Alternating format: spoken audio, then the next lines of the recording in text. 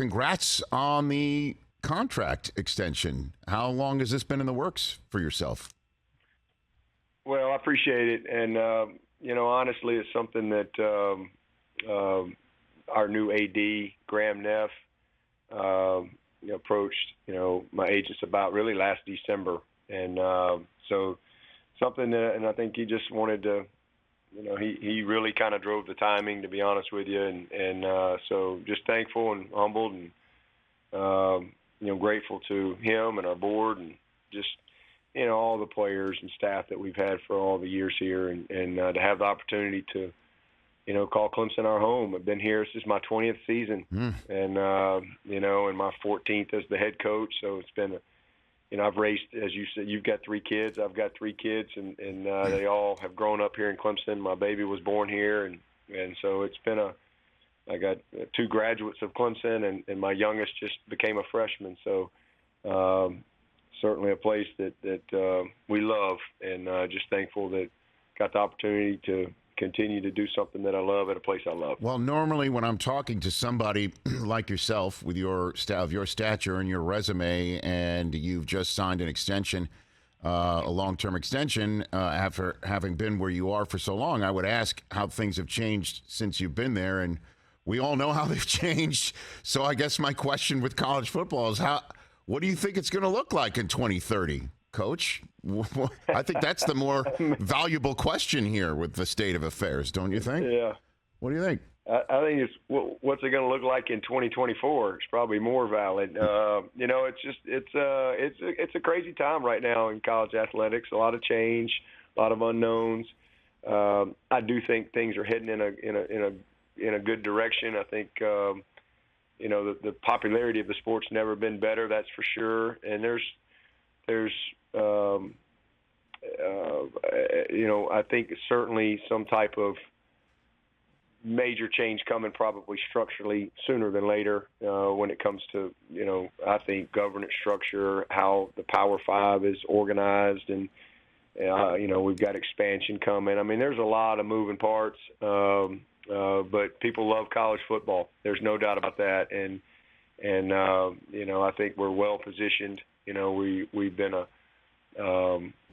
school that has kept the main thing for years, and we've been one of the top academic football programs in the country for many years now, and our plan is for that to continue to be the case, and to continue to win at a high level, on and off the field, and have a program that graduates our players and really builds them and equips them for whatever comes next after football and after Clemson, and make sure they have a good experience and make sure we win championships. And that really hasn't changed.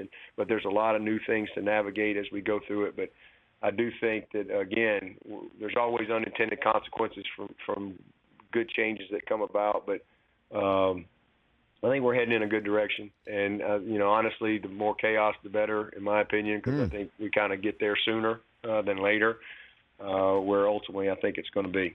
Well, I mean, and I know you're in the midst of a playing season now, and I know you're getting ready for Furman on your schedule, Louisiana Tech, and then your ACC schedule right after that. But this is the first time I have spoken to you since you said that the sport was headed for a complete blow-up, and you called the transfer portal total chaos, referring to it as tampering galore.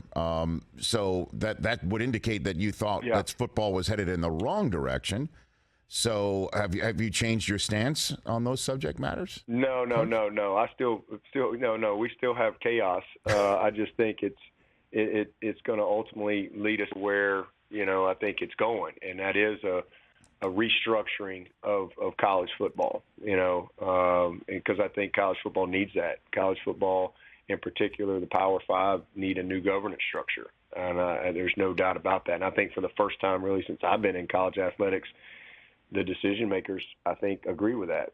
And figuring out what that looks like, I think, is the next step. But there some of the unintended the transfer is good. The fact that guys can go places, that's great. But there's a lot of unintended consequences that come with that. And, there is tampering. There is some, young people being manipulated and making decisions for, wrong reasons. There's a lot of things that come with it, but the good from it far outweighs the bad, and I think it'll all settle out. So, yeah, it's chaotic for sure right now. I don't think there's ever been more chaos when it comes to just, where we are organizationally, structurally, governance-wise,